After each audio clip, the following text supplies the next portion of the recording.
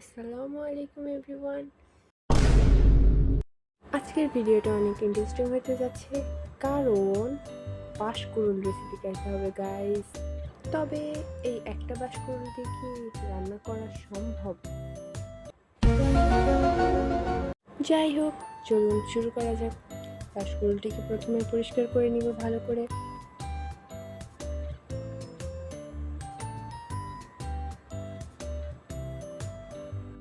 Guys, আসল মজার ব্যাপারটা হচ্ছে আমরা এর আগে কখনো বাঁশকুড়ুল রান্নাই করিনি। আসলে কেন জানি পাহাড়ি আপু এবং ভাইয়াদের বাঁশকুড়ুল খাওয়ার রেসিপি দেখতে দেখতে আমারও একটু বাঁশ খাইতে মন চাইলো। বাঁশকুড়ুল খাইতে মন চাইলো। বাঁশকুড়ুলগুলো সুন্দর মতো পরিষ্কার করে নিয়েছে গাইস। এখন একটু ভালো মতো বাঁশকুড়ুলগুলো কেটে নিব।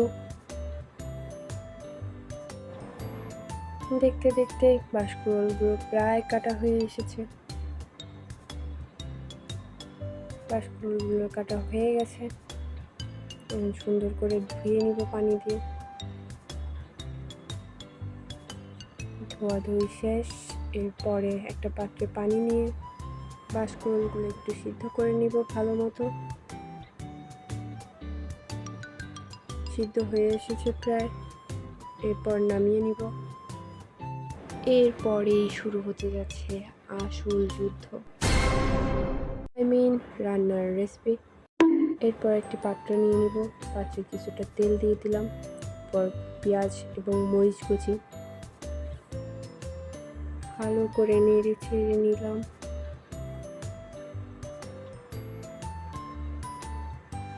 কিছুক্ষণ এটা ভালো মতো জাল করে নিতে হবে। এরপর দিয়ে দিব নুন, একটু মরিচ গুঁড়া সামান্য, একটু হলুদ গুঁড়া এবং একটু ধনিয়া গুঁড়া। ব্যাস, ভালো করে নেড়ে চেড়ে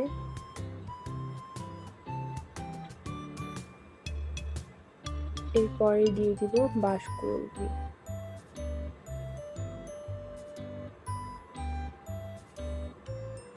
এরপর ভালো করে নেড়ে চেড়ে মিশিয়ে নিব একসাথে।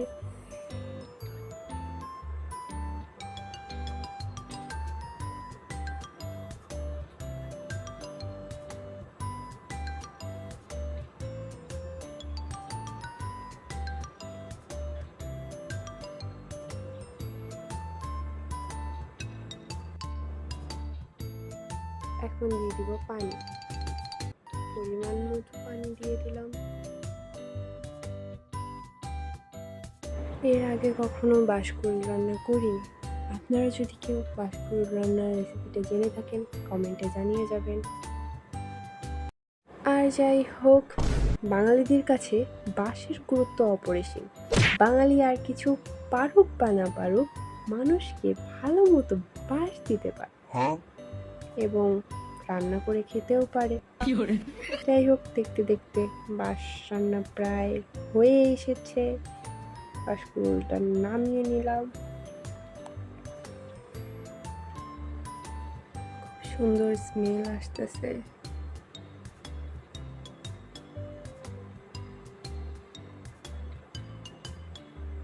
মনে তো হচ্ছে মজাই হবে। এখন টেস্ট করার পালা।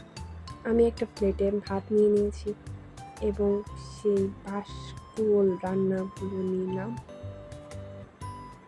এবার টেস্ট করে দেখা যাক কেমন লাগে খেতে।